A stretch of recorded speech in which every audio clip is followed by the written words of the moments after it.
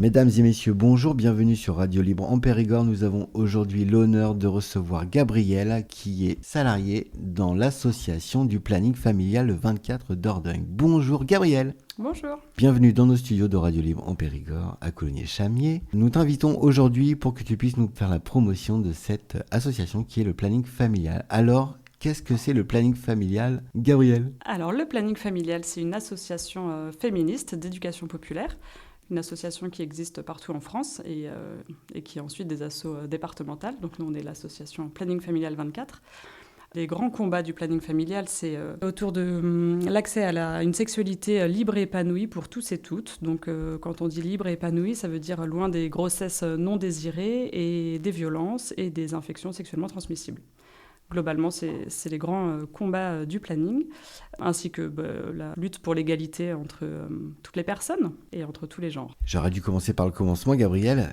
Est-ce que tu veux bien te présenter toi et qu'est-ce qui t'a amené à œuvrer dans le planning, déjà peut-être en tant que bénévole et ensuite comme salarié ? Ouais. Moi, je suis éducatrice spécialisée de formation initiale, donc avec les dimensions sociales m'ont toujours intéressée, ça a toujours fait partie de ce vers quoi j'ai envie d'aller professionnellement. Et quand je suis arrivée en Dordogne, j'ai eu envie de rejoindre une association pour aussi rencontrer du monde et puis donner un peu le temps que j'avais. Et c'est comme ça que j'ai rencontré le planning familial. Et à l'époque, donc je sais pas, peut-être 2022, c'était une asso qui était uniquement bénévole, donc qui fonctionnait déjà très bien, mais avec grâce au temps des bénévoles. Et l'asso s'est professionnalisée. Moi, j'étais entrée entre-temps en formation d'éducatrice à la vie affective, relationnelle et sexuelle.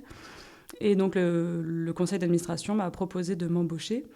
Et en même temps que mon embauche comme coordinatrice de l'association, je suis entrée en formation de conseillère conjugale et familiale. Même si le nom de ce métier est un petit peu désuet, c'est souvent des conseillères conjugales et familiales qui sont en poste dans les plannings. Ah ouais. Oui, D'accord. Donc ça, voilà, quand on entend comme ça conseillère conjugale et familiale, on s'imagine la thérapie de couple, mais c'est bien plus large que ça.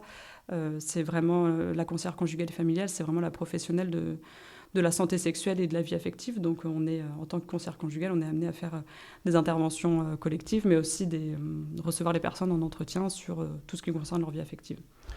Et comment c'est avec le planning familial qu'on peut avoir un rendez-vous avec une conseillère comme, je me rappelle plus du nom. C'est quoi Conseillère conjugale et familiale. Alors, au planning familial, entre autres, ça peut être aussi au centre de santé sexuelle, qui a des missions qui sont assez proches des nôtres, mais pour le coup, là-bas, ils sont médicalisés. Donc, il y a aussi des consultes gynéco, etc. Nous, au planning familial 24, c'est pas le cas. Il y a des plannings qui sont médicalisés, mais pas ici en Dordogne. Mais effectivement, en appelant au planning familial, on peut prendre rendez-vous pour venir seul ou en couple sur des questions de vie affective et de santé sexuelle. Vous êtes en lien avec le centre de santé sexuelle, c'est le Cégide, en fait, c'est ça ? Alors Ou le c'est Cégide, autre c'est chose encore autre chose. C'est un D'accord. service de l'hôpital qui est spécialisé dans le dépistage des IST et qui fait aussi des accompagnements sexos. Donc là, c'est le service de l'hôpital. Et le centre de santé sexuelle, c'est un service du département, un peu comme les PMI. C'est quoi un PMI, Gabriel ? Les PMI, donc les protections maternelles infantiles, où il y a des consultes pédiatriques pour les enfants et l'accompagnement autour de la parentalité. Et le centre de santé sexuelle, pour le coup, ça va être, on va dire, la tranche d'âge d'au-dessus, quoi, à partir de l'adolescence jusqu'à toute sa vie. Et donc, centre de santé sexuelle, où il y a une conseillère conjugale et familiale également, et des consultes gynéco. Voilà. Donc, on est en lien, effectivement, avec tous ces services, parce qu'on a des missions qui sont proches, et comme on est sur un même territoire, on a besoin de travailler ensemble, et on y arrive. Et ce sont 3 lieux différents ? Ce sont 3 lieux différents. D'accord, ok. Quelles sont les missions du planning familial ? Tu me l'as déjà dit tout à l'heure, non ? J'ai commencé à l'évoquer, mais effectivement, les missions, elles sont assez larges. On a nos missions, on va dire, d'intervention collective. Donc, quand nous, on se déplace, on est 2 salariés au planning familial et il y a aussi toute une équipe de bénévoles formés. C'est une des grandes chances du planning familial, c'est de permettre aux bénévoles d'avoir accès à des formations de qualité. Et ça permet qu'elles prennent le relais avec nous aussi sur des interventions collectives. Donc, on se déplace dans les établissements scolaires, dans les établissements sociaux et médico-sociaux. On fait aussi de la formation professionnelle pour aborder toutes les questions de santé sexuelle et de vie affective. Ça veut dire qu'en établissement scolaire, on peut nous demander par exemple des interventions autour de la contraception, des IST. Mais nous, on essaye globalement d'orienter de plus en plus les interventions sur les questions de de relations saines, relations toxiques, de consentement. On a l'impression que les enjeux, ils sont plus là. Bien sûr qu'il y a des enjeux aussi autour des IST, de la contraception, mais peut-être que l'information, on peut la trouver, elle est plus technique, on peut la trouver plus facilement, alors que réfléchir en groupe à qu'est-ce que c'est une relation saine, qu'est-ce que c'est une relation toxique, comment on construit des relations saines, c'est pas des choses qu'on peut trouver en faisant 3 recherches sur Internet. Donc ça, c'est une grosse part de notre activité, c'est même la majeure partie de notre temps, c'est des interventions collectives à l'extérieur de notre local. Et puis l'autre partie, ça va être aussi l'accueil pour des personnes sur rendez-vous dans notre local qui est 10 avenue Georges Pompidou, 10 bis avenue Georges Pompidou, juste avant la médiathèque Pierre Finlac. Et donc voilà, là on accueille, on va dire à peu près à partir de l'adolescence et jusqu'à, je crois que l'année dernière, on a eu une femme de 74 ans. Donc on a souvent l'idée que le planning c'est pour les jeunes, on entend souvent ça, que c'est pour les femmes et pour les jeunes. Et en fait c'est pour tout le monde et pour les jeunes et les moins jeunes. D'accord, ok. Et l'asso, elle a aussi toute une dimension militante, c'est-à-dire de pouvoir être représenté sur des événements festifs pour tenir des stands de sensibilisation aux questions d'égalité de genre. Ça peut être aussi d'organiser des ciné-échanges pour mettre des personnes en discussion sur des thématiques qui sont celles du planning. Voilà, on a plein de projets militants aussi qui sont un petit peu séparés de la dimension professionnelle de l'asso. Les collectivités font appel à vous? Qui vous appelle? Alors, qui nous appelle? Ça peut être plein de monde, comme je disais, pas mal les établissements scolaires, notamment les lycées, parce que en tout cas, dans le Grand Périgueux, les collèges pour les interventions qu'on dit EVAR ou EVARS, donc éducation à la vie affective relationnelle, et le LS, c'est sexuel, qu'on rajoute à partir du collège. Pour les collèges, c'est souvent le centre de santé sexuelle qui intervient, parce qu'ils sont financés par le département et que le centre de santé sexuelle, c'est départemental. Donc nous, on intervient essentiellement en lycée, mais ça peut nous arriver d'intervenir en collège aussi.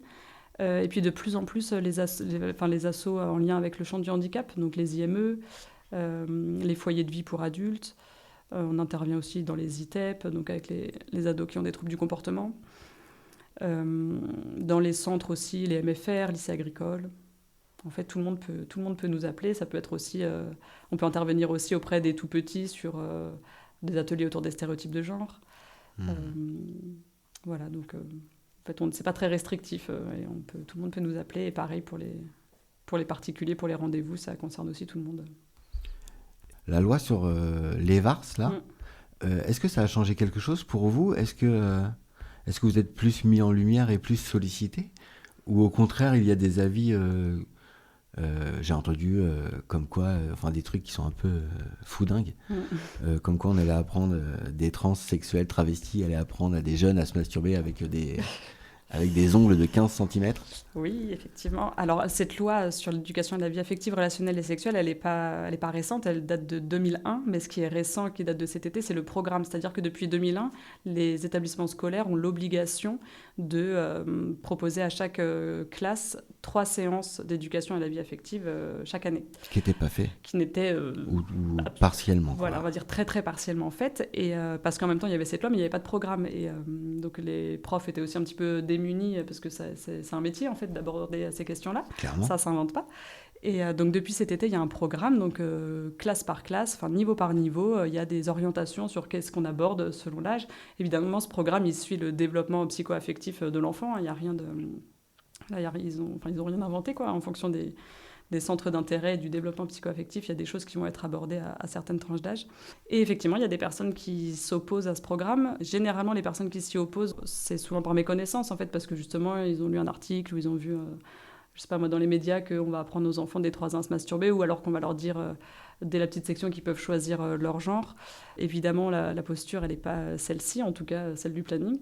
Après, nous, pour l'instant, en Dordogne, on n'est pas trop confrontés à des personnes qui viennent s'opposer à nos interventions. Alors peut-être qu'il y a des élèves qui ne viennent pas ces jours-là quand les parents ont été mis au courant, mais ça du coup nous on ne le sait pas forcément s'ils sont absents, on ne sait pas pourquoi ils sont absents.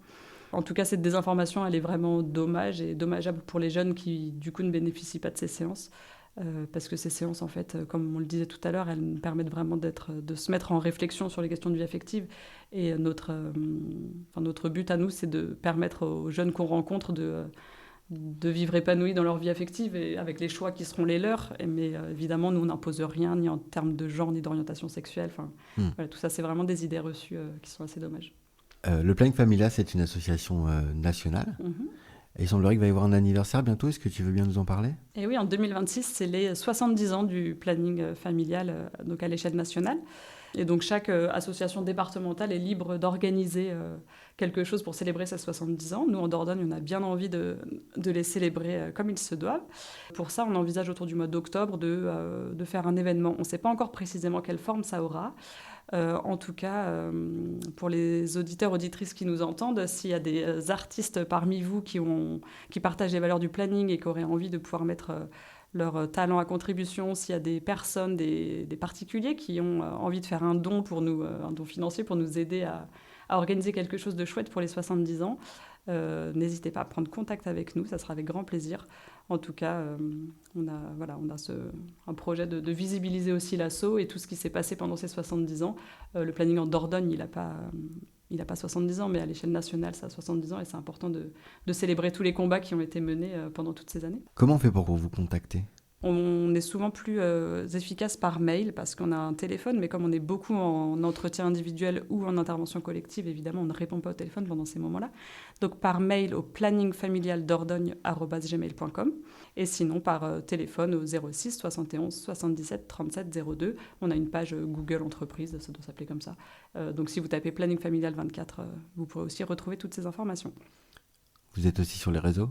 On est sur Instagram et sur Facebook, ouais, Planning Familial Dordogne. Cool. On essaie de tenir au courant des événements. Après, tout ce qu'on fait n'est pas public, évidemment, quand on se déplace dans les institutions, c'est pas ouvert à tout le monde, mais en tout cas, on met des petites infos. On a une page sur Hello Asso aussi. Si vous tapez Planning Familial 24, c'est possible d'adhérer à l'association et de faire un don. Les adhésions, elles sont importantes parce qu'elles donnent de la crédibilité à notre asso aussi quand on fait des demandes de financement. Et souvent, les financeurs demandent combien on a d'adhérents et d'adhérentes. Et donc, plus notre chiffre est gonflé, plus ça donne du crédit. Donc, n'hésitez pas à nous rejoindre en adhérant à l'asso aussi. Est-ce que vous cherchez des bénévoles? Est-ce que vous en avez besoin ou... Ouais, on a toujours besoin de bénévoles, carrément. Ce qui est chouette, à mon sens, au planning, c'est qu'il y a plein de manières d'être bénévole. On peut décider qu'on a du temps à octroyer tout au long de l'année en venant pendant nos réunions, en rejoignant une commission spécifique sur la vie associative, sur l'accueil des bénévoles, ou alors prendre le relais aussi sur des actions de terrain.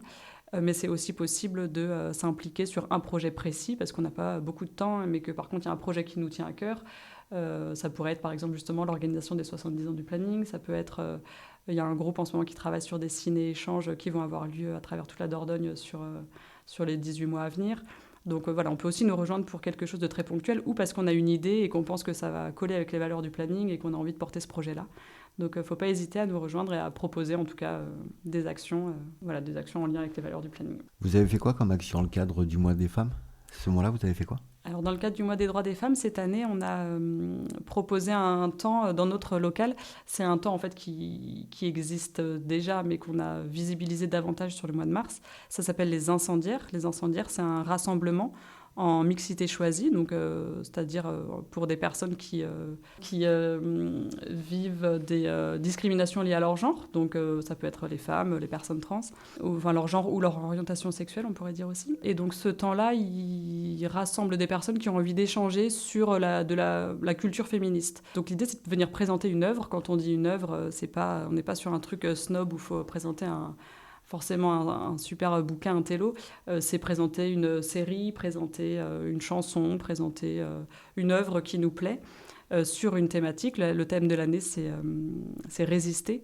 Et donc là, dans le mois de mars, on avait un sous-thème qui était femmes inspirantes. Et donc on s'est réunis, on était une trentaine dans notre local au planning familial pour échanger autour de femmes qui nous inspirent dans notre militantisme. Ce rendez-vous, il a lieu tous les 5 du mois et il ne faut pas hésiter à nous suivre sur Instagram. Donc, il y a une page qui s'appelle Les Incendiaires. Et donc, ce projet, il est porté, entre autres, par le planning familial. Voilà, le lieu change pas forcément à chaque fois. Là, il y a eu 2 séances au planning familial, mais ça peut être aussi dans des cafés. Ça pourra être éventuellement en extérieur quand il fera beau. Donc, n'hésitez pas à nous suivre et à nous rejoindre les 5 de chaque mois. T'as eu un coup de cœur, toi, par rapport à des œuvres féministes? Ah, ça serait dur de choisir. Je te donne le droit de 3 si tu veux. Non, mais tout le monde a présenté de toute façon des choses hyper intéressantes, mais je me suis rendu compte que moi je connaissais très mal Joséphine Baker, alors que pourtant je vis en Dordogne, et ça m'a donné, la présentation qui a été faite m'a donné très envie d'aller au château d'Émilandes pour en savoir plus sur son histoire. Ok. Moi, c'est une série que j'avais beaucoup aimée qui s'appelle Bonding. Bonding. Ah, raconte. Je veux pas spoiler, mais si tu veux, moi j'avais beaucoup aimé. En fait, c'est une domina qui va bosser avec un monsieur dans le domaine du BDSM, du coup, la domination, de manière consentie. Un livre ou quoi que tu as beaucoup aimé, qui t'a fait du bien? Et bien là, un livre tout récent qui s'appelle Amour moderne. Oh, Nos amours modernes. J'ai plus le titre exactement. En fait, c'est une BD collective notamment portée par Titu Lecoq, qui a écrit plusieurs ouvrages féministes. Et donc là, il y a plusieurs dessinateurs, dessinatrices de BD et sur le couple après MeToo, en gros, on va le dire Ah comme ouais, ça. Et ok. c'est hyper chouette parce que comme c'est une BD collective, il y a plein de styles de dessin différents. Et ça vient questionner le couple, notamment le couple hétérosexuel, parce qu'on va dire que c'est peut-être celui qui a été le plus chamboulé par MeToo. Hmm. Et c'est une bonne chose, mais du coup, ça nécessite des petits rééquilibrages. Et cette BD, elle vient de sortir, je crois, début mars, et vraiment très chouette. Ok. Et il faut savoir qu'au planning familial, on a une super bibliothèque. Et donc, toutes les adhérentes et adhérents peuvent venir emprunter 1, 2, 3 bouquins. On a des BD, on a des essais, on a des romans, on a même de la littérature jeunesse aussi, des albums jeunesse qui débunkent un peu les stéréotypes de genre, etc. Donc, il ne faut pas hésiter à adhérer et puis à demander à passer plutôt sur rendez-vous, parce que comme je le disais, on est pas mal occupé. Mais voilà, on peut accueillir des bénévoles sur rendez-vous pour venir emprunter des super livres. Et cette bibliothèque, il faut qu'elle serve à plus que nous, les salariés et les bénévoles. Donc, vraiment, n'hésitez pas. Qu'est-ce qu'on trouve d'autre dans votre local? Est-ce qu'on y trouve d'autres choses? Ouais, dans notre local, on peut y trouver des préservatifs, on peut y trouver des tests de grossesse, on peut y D'accord. trouver des planches anatomiques si on a besoin d'informations sur le corps humain. On a plein de matériel chouette en fait. On a même des jeux de société qui permettent d'aborder la vie affective, relationnelle et sexuelle. Ok. On a même des organes génitaux en 3D, Pour pouvoir apprendre à mettre un préservatif interne ou externe, tu veux dire? par exemple, en effet. D'accord. C'est des choses qu'on peut, nous, montrer en entretien individuel et qu'on montre souvent en intervention collective. Ok. Voilà, on a un chouette local, très lumineux et faut pas hésiter à y passer. Est-ce que vous proposez des ateliers là-bas? Ça nous arrive de recevoir des structures qui ont envie de venir avec les jeunes qu'ils accueillent, par exemple, dans notre local. Ça permet aussi aux personnes d'identifier le lieu. C'est plus facile d'y revenir par la suite quand on y a déjà mis les pieds une première fois. On y propose aussi des soirées bénévoles ou des soirées féministes. Ça veut pas dire, si on vient cette soirée, ça veut pas dire qu'on est obligé de devenir bénévole derrière, mais en tout cas, c'est une manière de venir aussi au local. Et on envisage de commencer à mettre en place des ateliers avec l'autre salarié. On a été formé récemment à l'autodéfense pour les enfants, pour que les enfants puissent découvrir qu'ils ont des droits, même si on leur oublie souvent un peu leurs droits dans notre société d'adultes. Et on a envie de proposer des ateliers d'autodéfense pour les enfants qui pourraient avoir lieu dans notre local, parce qu'on a la chance à côté du local d'avoir une salle municipale qu'on peut emprunter facilement et qui permet d'avoir de l'espace pour mener des ateliers. Et à terme, peut-être aussi des ateliers d'autodéfense féministe. Voilà, il y a plein de projets encore. Il faut qu'on trouve le temps et les finances pour mettre en place tout ça, mais on va y arriver. L'autodéfense pour les enfants, ça serait l'autodéfense intellectuelle? Plutôt, alors il y a même l'apprentissage de quelques gestes physiques, D'accord. d'autodéfense physique. Ok. Alors déjà, on leur apprend pas à se battre, hein, ils n'ont pas besoin de nous pour ça, mais en tout cas d'apprendre à pouvoir se sortir s'ils sont un peu pris par un adulte, de pouvoir se sortir de cette posture. Et puis sinon, de l'autodéfense intellectuelle, effectivement. Le fait déjà de savoir qu'en fait, ils ont le droit de vivre libre et en sécurité, et de leur montrer comment ça peut se mettre en place dans leur quotidien, c'est déjà de l'autodéfense, en fait, de leur donner les clés de compréhension de qui ils sont et du monde dans lequel ils vivent. Le format d'atelier vient des États-Unis, a été pas mal éprouvé aussi au Canada, et arrive maintenant en Europe. Ça s'appelle CAP, Enfant Capable, l'autre mot. D'accord. Et voilà, on espère qu'on va réussir à mettre ça en place parce que c'est quelque chose de très chouette. Et puis, ça nous permettrait aussi de toucher un public qu'on n'a pas forcément beaucoup. C'est vrai qu'on agit pas mal auprès des ados et des adultes, mais si on pouvait faire le boulot à la base déjà pour former des futurs ados et futurs adultes conscients et conscientes de leurs droits, et ça serait chouette. C'est quoi la fréquence de vos soirées féministes, vous disiez? Ça dépend un peu des années, ça dépend aussi D'accord. des bénévoles. On essaye de faire à peu près une soirée d'accueil des nouvelles bénévoles ou soirée féministe tous les 2-3 mois. D'accord. Mais on pourrait les intensifier, ça serait chouette. C'est de l'organisation quand même. C'est de l'organisation, effectivement. C'est du temps, quoi. Mais après, sinon, pour rencontrer le planning, il y a aussi la possibilité de venir du coup tous les 5 du mois aux incendiaires. Voilà, c'est déjà une petite porte d'entrée au planning. Oui, oui, bien sûr. D'autres créneaux en semaine? Après, c'est sur rendez-vous. En Ah oui, semaine, d'accord, c'est ce que vous disiez, pardon. ouais. Après, on avait à un moment donné des permanences sans rendez-vous, mais c'est un peu contraignant parce que ça nous bloque au local. Par contre, il y a une antenne du planning, un groupe local qui s'est développé à Bergerac, et là-bas, il y a des permanences tous les mercredis après-midi, de 12h30 à 16h30, quelque chose comme ça, ou midi 16h, enfin bref. D'accord. En tout cas, le mercredi après-midi, dans les locaux de l'alimentation générale. Bref, c'est des infos que vous pouvez trouver aussi sur Internet, mais à Bergerac, voilà, il y a possibilité de venir sans rendez-vous, rencontrer quelqu'un de formé pour aborder les questions de vie affective, contraception, IST, violence. Tous les sujets qui sont les nôtres. Le 21 mars dernier, c'était la journée internationale des discriminations. Enfin, contre les discriminations, évidemment. Est-ce que vous, au planning familial, vous faites face à des types de discrimination? En tout cas, c'est un sujet qu'on aborde. C'est un sujet qu'on aborde et de plus en plus, on essaie de l'aborder pendant les séances EVARS. Là, la semaine dernière, on recevait un groupe de jeunes et le thème de la séance, c'était préjugés, stéréotypes, discrimination. De toute façon, là, nous, on est essentiellement des femmes au planning, donc de par le fait qu'on est des femmes, on vit forcément des discriminations dans une société patriarcale. Mais en tout cas, c'est des sujets qu'on porte aussi auprès des publics, auprès des jeunes. Ce qu'il faut savoir, c'est que depuis quelques années, le planning familial à l'échelle nationale a rajouté dans sa charte ou dans ses statuts la question de l'intersectionnalité. Donc le fait que les discriminations peuvent se cumuler. Par exemple, si on est une femme et qu'on est une femme racisée et maman Sola et au RSA, on est au croisement de plein de formes de discrimination qui vont du coup forcément se cumuler. Et cette question de l'intersectionnalité, elle apparaît au planning depuis quelques années et on essaye aussi, nous, au planning 24, de bien l'avoir en tête. C'est un gros sujet. Enfin, on peut pas, je pense, se battre contre les discriminations de manière séparée. Donc c'est une forme de convergence des luttes, en fait, qu'on essaye aussi d'avoir en ligne de mire au planning 24. J'ai cru comprendre que vous aviez une bénévole qui allait essayer de s'impliquer un peu dans l'intersectionnalité, je crois. Comment faire pour se sentir légitime quand on vient œuvrer avec le planning? Alors j'espère que nous, les personnes déjà impliquées au planning, on aide les personnes à se sentir légitimes, ça doit être dans ce sens-là aussi. Comme je le disais tout à l'heure, au planning, on a la chance d'avoir accès à des formations quand on est bénévole, et je pense que les formations, elles permettent aussi de gagner en légitimité, pour déjà individuellement se sentir légitime, mais aussi pour que les partenaires, les financeurs, le public puissent aussi nous accorder leur confiance, parce qu'on est des personnes formées.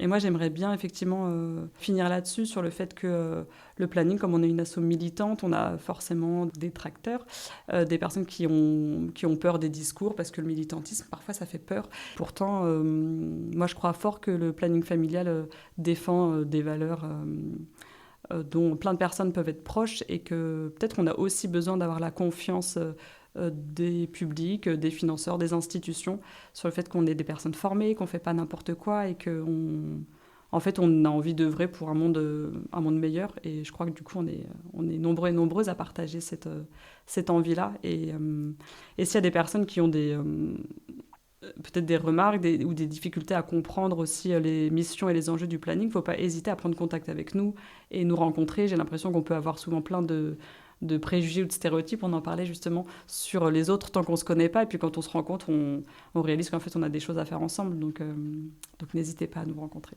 Est-ce qu'il y a un prochain temps fort? Où est-ce qu'on vous voit bientôt? Où est-ce qu'on nous voit bientôt? Alors bientôt, vous pourrez nous voir le 10 avril à Coulommiers au Silo pendant une journée sur la jeunesse, autour de la jeunesse, il y aura plein de stands et plein d'animations pour les jeunes, ça tombe pendant les vacances scolaires. Entrée libre? Entrée libre, tout à fait. Il ne faut pas hésiter à venir en famille, rencontrer les différentes assos et les différents stands qui seront là. Il y aura des spectacles, des animations. Ok, trop cool. Des choses chouettes. Sinon, tous les 5 du mois pendant les incendiaires, donc pas forcément au local, il faut regarder sur Instagram où est-ce que ça a lieu chaque mois. On va être aussi vendredi et samedi au Festival Délivré à l'Odyssée.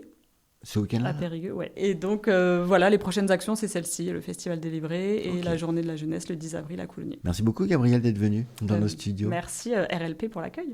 Avec plaisir, et vous revenez quand vous voulez. Très bien, on fera ça.